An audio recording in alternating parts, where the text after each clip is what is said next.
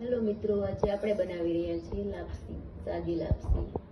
જે નિવેદમાં રંધાય છે એ લાપસી છે. તેમાં થોડું ઊંધું તેલ નાખેલું છે, જેનાથી લાપસી ચોટે પણ નહીં અને બેસે પણ નહીં. તપેલીમાં એક બાઉલ લીધેલું છે, તમે ગમે તે બાઉલ લઈ શકો છો. મેં એક બાઉલ લીધેલું છે.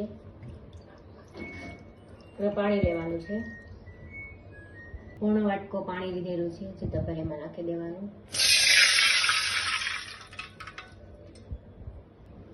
હવે આપણે જે વાટકો લીધેલો હતો તે જ વાટકાનો અડધો વાટકો ગોળ છે,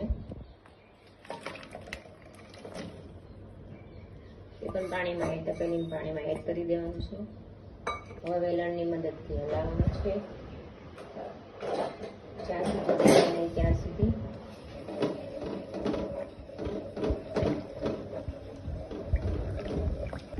હવે આ પાણીને આપણે 7 થી 8 મિનિટ ઉકળવા દઈશું. પાણી ઉકળે છે ત્યાં સુધીમાં આપણે લોટ લઈ લઈએ. જે બાઉલ લીધેલું હતું એ જ બાઉલનું 1.5 બાઉલ ઘઉંનો લોટ લેવાનો છે, ભાખરીનો. એક બાઉલ નાખી દીધું. હવે અડધું બાઉલ, 1.5 બાઉલ દીધું. હવે તેમાં તેલનું મોણ આપવાનું છે.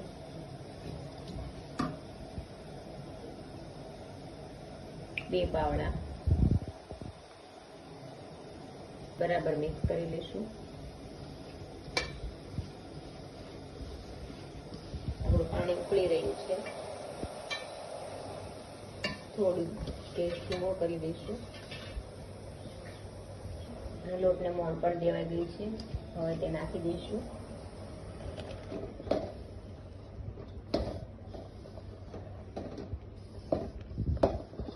નથી આવી રીતે જ પૂરું કરી નાખવાનું છે.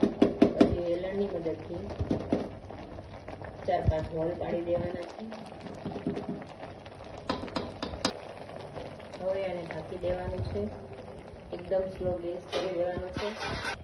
10 મિનિટ ઢાંકીને રાખી દેવાનું. હવે મેઇન પાર્ટ કે જેનાથી આપણી લાપસી બેસે પણ નહીં અને ચોટે પણ નહીં તપેલીમાં, તેના માટે એક સિક્રેટ ઇન્ગ્રેડિયન્ટ છે.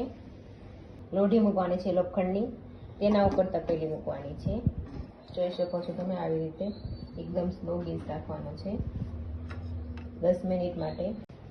જો હવે પાણી થઈ ગયું છે, ઉપર આવી ગયું છે અને બબલ્સ પણ આવતા બંધ થઈ ગયા છે, ઓછા થઈ ગયા છે.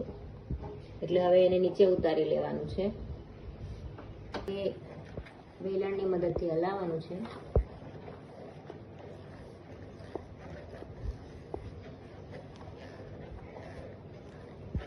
લાપસી આજે અમારા સાસુમાં બનાવી રહ્યા છીએ. માના હાથની રસોઈ છે આજે. તેમાં ઘી નાખીશું.